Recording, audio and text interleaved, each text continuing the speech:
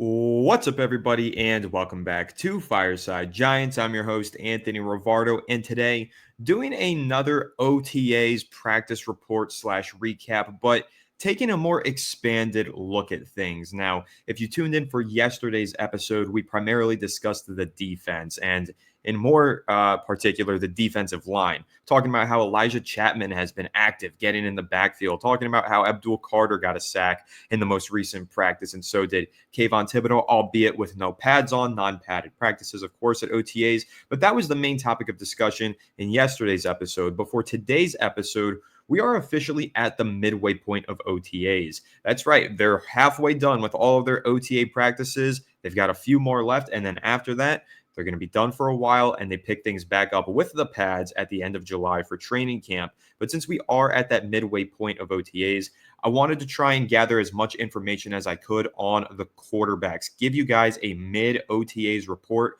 on the quarterback position. How has Russell Wilson looked? How has Jameis Winston looked?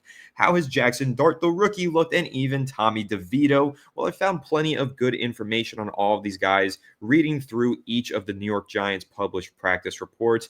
Keep in mind, these practice reports do come from the team. So if you want to take them with a grain of salt, you are encouraged to do so. Obviously, there is a little bit of protection and inherited bias from the Giants practice reports, but this is the info that we've got, and this is the info that we're going to try to draw from. And also any clips that we've seen on social media. I believe tomorrow, Thursday, is the next open OTA practice, meaning the media will be in attendance. So we should get some good videos, pictures, and practice reports tomorrow as well. And of course, we will have an update for you on that here on the channel. But moving forward and, kind of just more plainly discussing this quarterback position, I'm excited to go ahead and dive into the takeaways that I have on Russell Wilson and Jameis Winston in particular. Or I'm sorry, Russell Wilson and Jaxson Dart in particular. But I will go ahead and get started here with Tommy DeVito and Jameis Winston and knock that out of the way. Now, Tommy DeVito during Tuesday's practice had a couple of really solid plays according to the practice report, had good timing and accuracy on a handful of throws, leading to some big catch and runs, including a seam route up the middle to a tight end, apparently fitted in between two defenders. Also had a touchdown on a well-timed slant route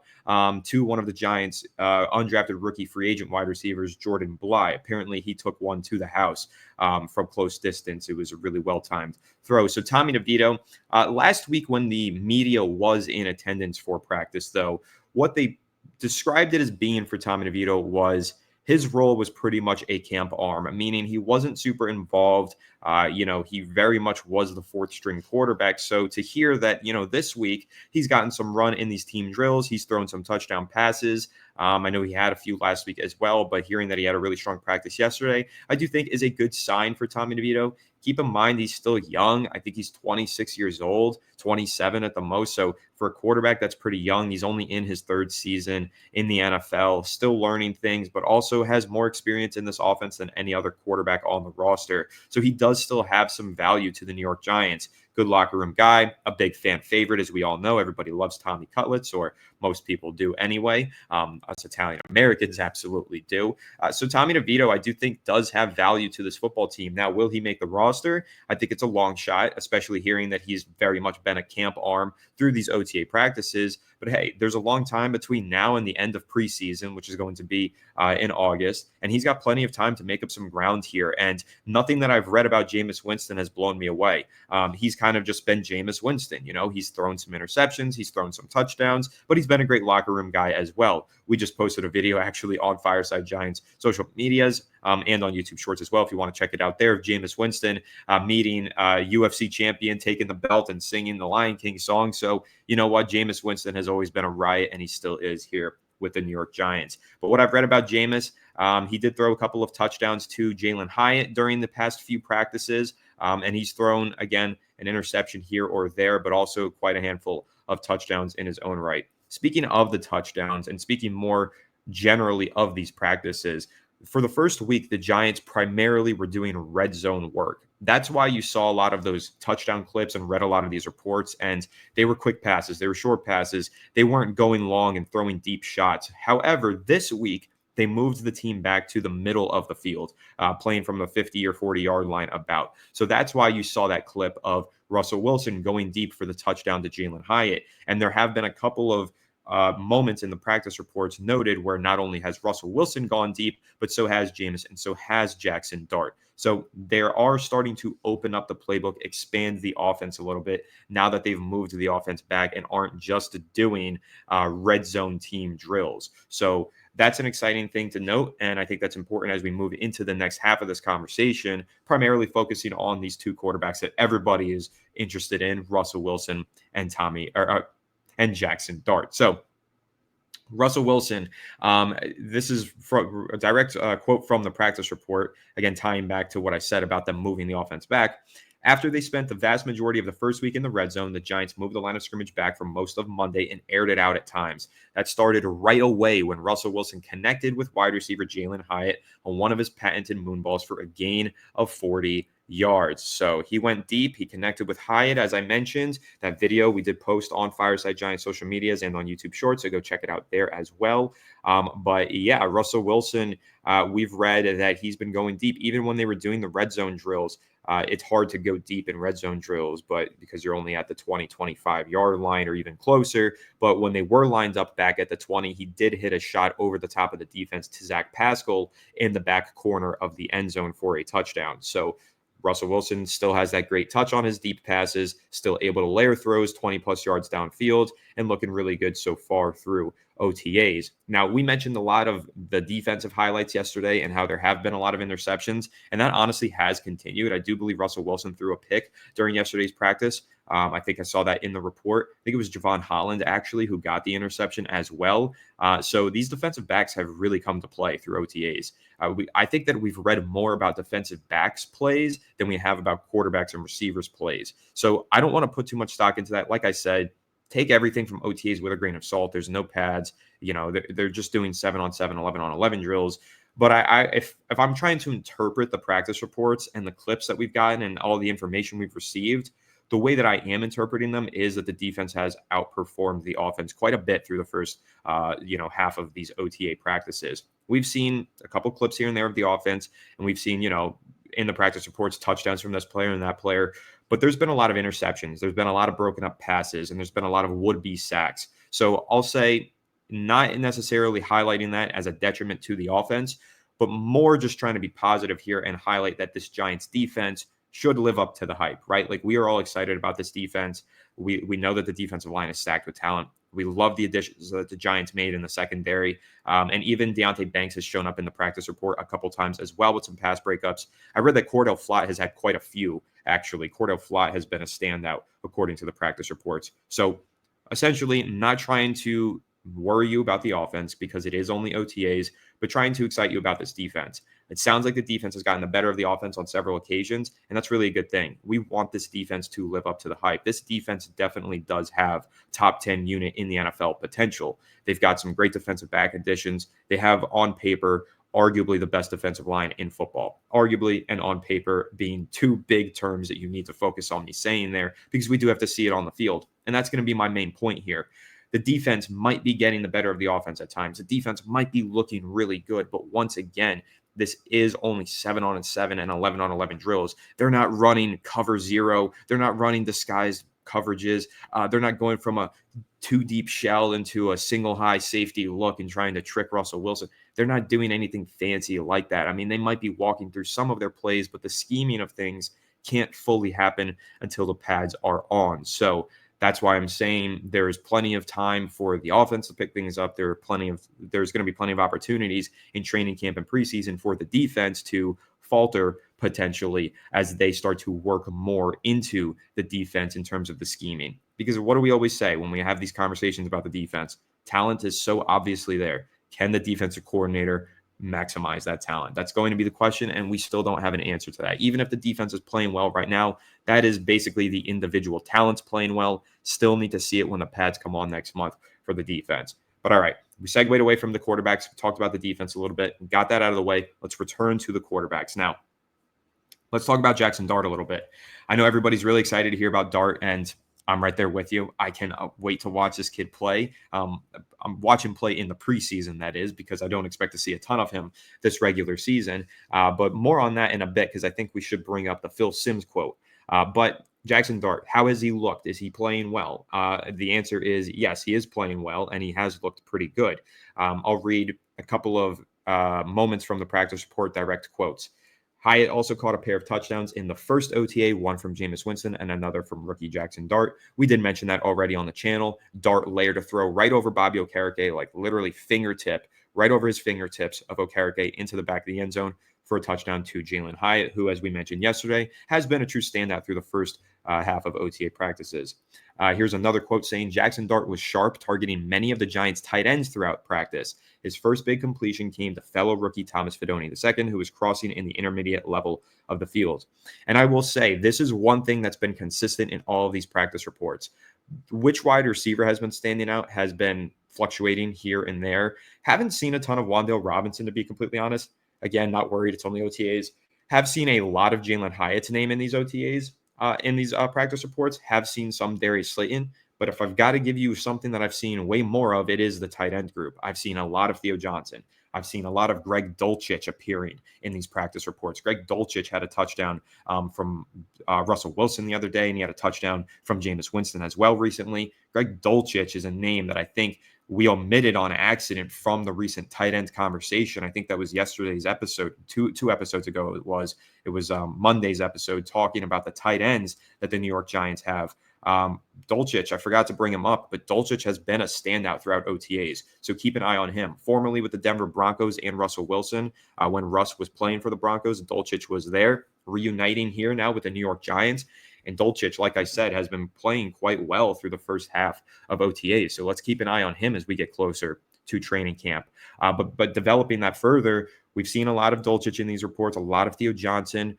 I haven't seen a ton of Daniel Bellinger, but we've definitely seen a lot of Thomas Fidone showing up in these practice reports as well. Really, my point here being the Giants' tight end room has looked really strong throughout the first week of practices and has made a lot of plays and have been probably the most targeted pass catchers in the offense. At least that's how the practice report is making it seem. We've seen a good amount of running backs getting targeted in the receiving game as well. I think Devin Singletary had a catch. It was from Jameis or Russell. I don't remember which one, but he had to catch up the sideline in 7-on-7s on a wheel route.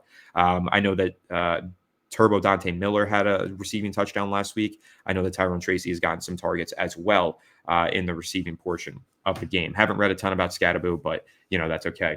And so the tight ends have received a lot of the receiving work, and I do think that's important to note for a couple of reasons. Number one, we've talked about how Russell Wilson is known for targeting tight ends, right? Like any tight end that's ever played with Russell Wilson has had a good season, has exceeded expectations, even whether you're talking about Dulcich and the Broncos a few years ago. You're going to, turn the clock way back, go to Seattle and talk about Will Dissly and talk about Jimmy Graham and some of these guys.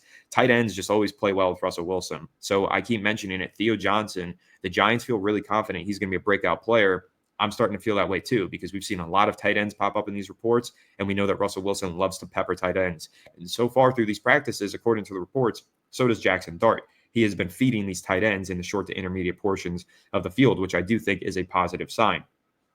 Seeing that Jaxson Dart is, finding his groove here and finding his favorite targets already through this first week of OTAs, I do think is an important takeaway to have here. And now here's another quote on Jaxson Dart. This one I really, really liked to read, and I thought this was a good sign, so I'll read it off directly for you. Quote, Dart displayed his ability to move in the pocket on a play action pass. He rolled to his left and did a great job turning his hips and squaring his shoulders to hit Amir Smith-Marset heading towards the sideline. It showed his athleticism and flexibility to get his body turned and throw the ball accurately. It looked very smooth, end quote. Now, the way I'm interpreting that, it sounds like he rolled to left, planted his feet, and turned and burned, basically, let it fire down the left sideline.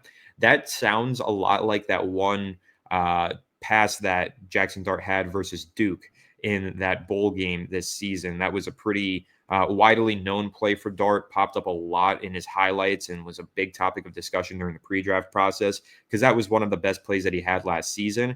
Just rolled to left all the way almost to the sideline.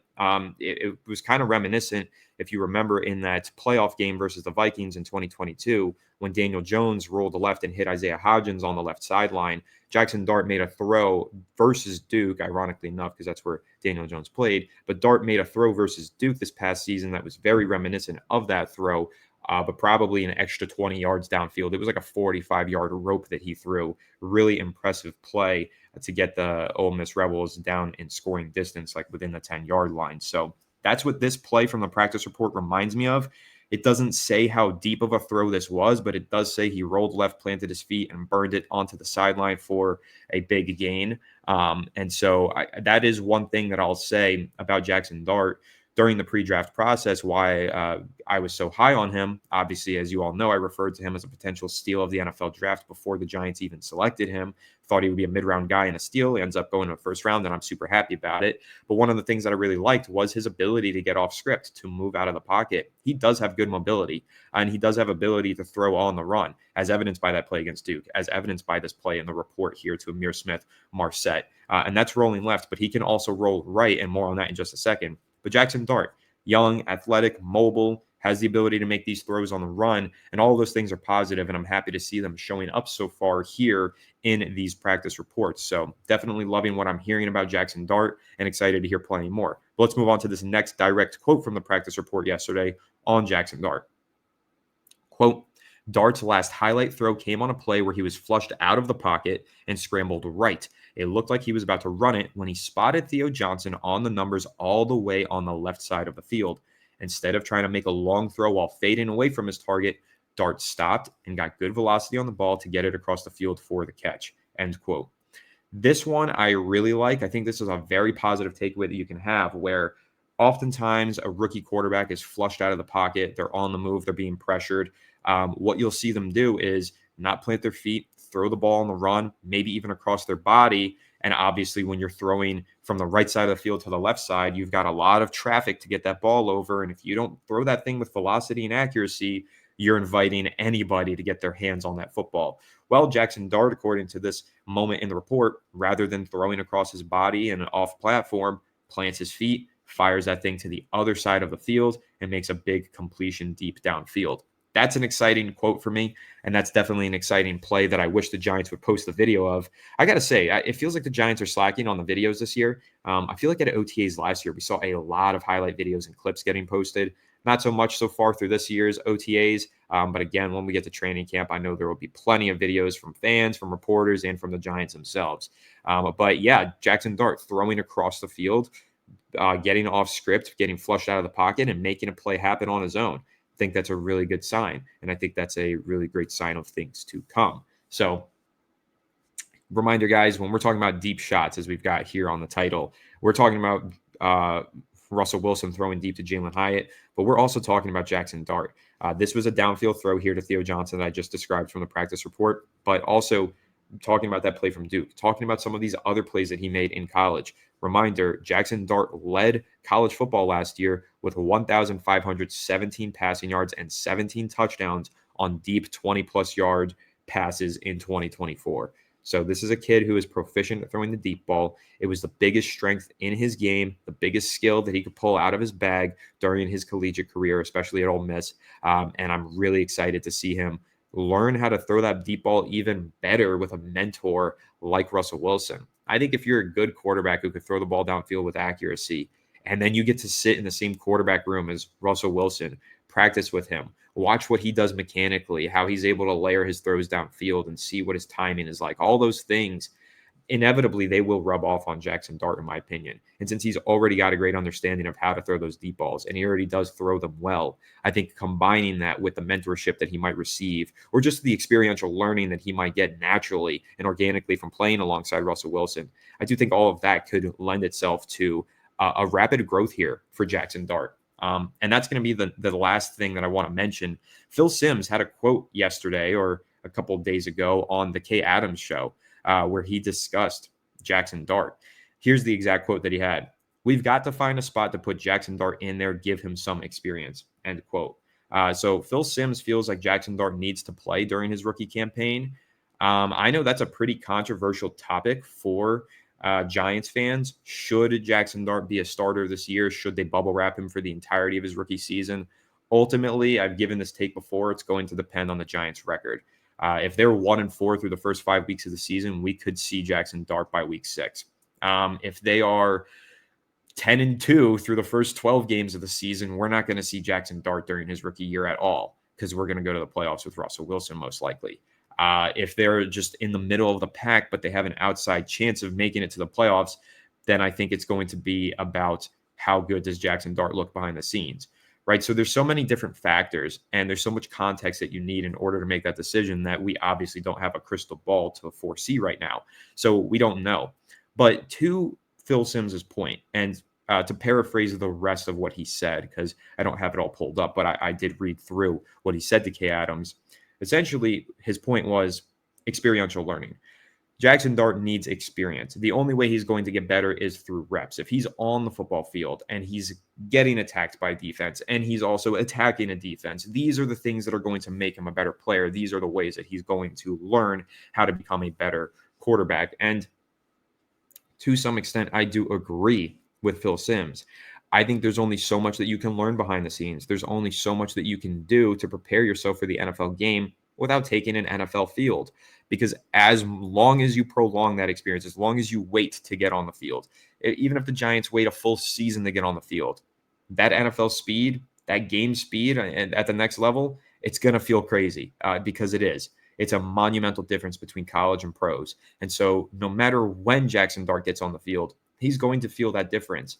And there is an argument to, if the Giants are down in games late, if they're down by 3 touchdowns with 6 minutes left in week 3, Jaxson Dart needs those 6 minutes. If they're up by 3 touchdowns with 7 minutes left in a blowout win in week 5, well, give Jaxson Dart those 7 minutes, not Jameis Winston, not Tommy DeVito. Obviously, I don't even think he'd be on the roster. But the Giants, I do feel, need to be proactive in finding ways to get Jaxson Dart some experience. I'm not saying to overexpose him. I'm not saying to start him by week 5. I'm not saying that he needs to start 10 games this season.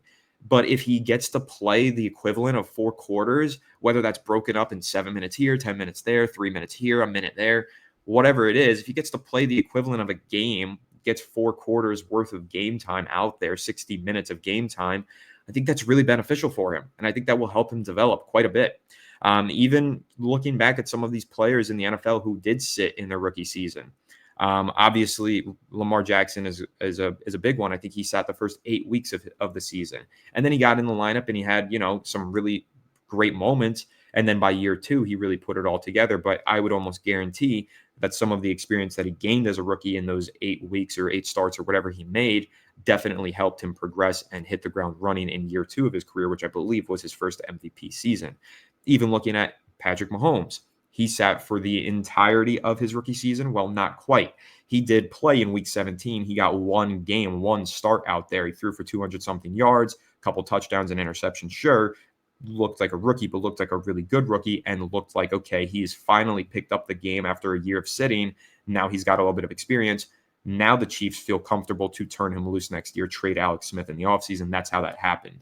So my point being, even the quarterbacks that sit, even the quarterbacks that benefit the most from sitting, do benefit from getting at least some sort of experience on the field as a rookie. Now, there is the problem of overexposure.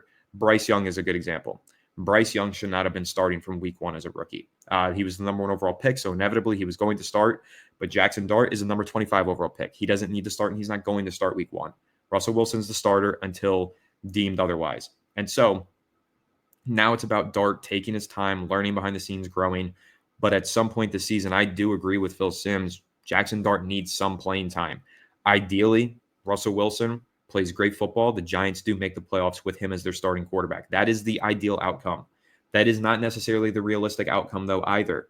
And even in the ideal outcome of Russell Wilson making it to the playoffs with the Giants as the starter, there needs to be a couple moments during the season, I think, where Jaxson Dart at least sees the field and throws 30 passes this season on an NFL field, in my opinion, because that's not overexposure. That's just experiential learning. And I think that's really crucial for the New York Giants to get Jaxson Dart some opportunities and just a few reps. First of all, they're going to need the film in the offseason when they reevaluate the roster and when they decide the strengths and weaknesses to build around for Jaxson Dart in year 2 of his career. So the film is important. But second of all, the experience is really important. Understanding the speed of the NFL, understanding that the defenses are going to try to trick you every single play and that there's just an insane level of talent out there on the NFL field. It's going to be important for Dart to get some sort of experience this season, in my opinion. But again, rooting for Russell Wilson. I'm a huge Russell Wilson fan. many years ago when he was on the Seahawks, and my friends would ask me, hey, who's your favorite quarterback or who's your favorite player that's not on the New York Giants? I would say Russell Wilson. I love watching the Seahawks play. I tried to watch as many Seahawks games as I could back then because I liked watching Russell Wilson play football, and I love to watch him throw that deep ball. And I can't wait to watch him throw that deep ball this season with the Giants, to Jalen Hyatt, to Theo Johnson, of course, to my boy Malik Neighbors. It's going to be a lot of fun. And eventually we will see Jaxson Dart. How soon we see Jaxson Dart is going to depend on the outcome of the first 4 weeks of the season for the Giants. How many games do they pick up in that daunting first 4-week stretch where they face the Commanders, the Cowboys, the Chiefs, the Chargers? It's a tough start to the season. It's a tough start to the schedule. And how Russell Wilson performs will ultimately determine how soon we see Jaxson Dart. But that's the update, guys. Basically wanted to give you a report here. 1 week of OTAs down, or one half of OTAs down. It's been almost 2 weeks now of these practices, but I wanted to go through the practice reports, did some research here, and compiled as much information as I could and wanted to present it all to you and just discuss these quarterbacks, the way that they're playing, who's standing out, who's maybe faltering here or there. Don't really think anybody's faltering. I think they're all playing well, but obviously Russell Wilson has had some highlights, and I'll say Jaxson Dart has probably gotten highlighted the most in these practice reports, so perhaps he's playing the best. But then again, he is a first-round prospect who's playing with the third string, so I'm happy to hear that he is beating up on, third stringers, since I hope that one day he is a first stringer. In fact, a first-team All-Pro one day would be really nice for Jaxson Dart. But again, that's essentially the report here. One half of OTA practice is down. Stay tuned to the channel because we will have more content like this and more reports from these OTAs and practice updates and everything else. So, yeah, definitely hope you guys did enjoy this. Let me know who you're excited to see. Let me know if you think that Tommy DeVito's got a chance of making this roster. Let me know which quarterback you think will start more games this season, Jaxson Dart, Russell Wilson, or Jameis Winston. Who gets the most starts under their belt with Big Blue in 2025? All that and more. Again, stay tuned for more discussions. Make sure to leave a like if you enjoyed, subscribe if you're new, ring the bell so you don't miss an episode. Comment your thoughts down below in the comment section. Listen to Apple or Spotify. Make sure to leave us a 5-star review. Go ahead and follow us on all of our social media channels at Fireside Giants. Without further ado, I'll catch you on the next one. Have a good one. And let's go Giants.